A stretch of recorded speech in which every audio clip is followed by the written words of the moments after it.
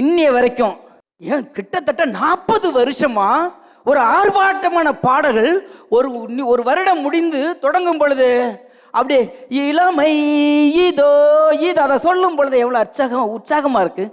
அந்த வருஷம் எவ்வளோ உற்சாகமாக பிறக்குது.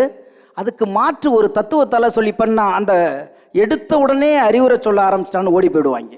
அறிவுரை வேணும் பாட புத்தகங்களில், கவிதைகளில், வேறு ஒரு களங்களில், இலக்கிய மேடைகளில். திரைத்துறை என்பது முழுக்க முழுக்க இன்றைக்கு பொழுதுபோக்குகளால் மக்களை சந்தோஷப்படுத்துவது, கலை என்பதை மக்களை மகிழ்ச்சிப்படுத்துவது. இப்ப எல்லாம் எப்படி மருந்து குடிக்கிறதுக்கு முன்னாடி தேன் தடவுறது மாதிரி அங்கங்க சொல்லிட்டு போகணுமே தவிர முழுக்க முழுக்க இப்ப எல்லாம் ஆறு மது ஆழம் இல்லம்னா நாங்கள் போயிட்டு வரேன்ட்டு போயிடுவாங்க.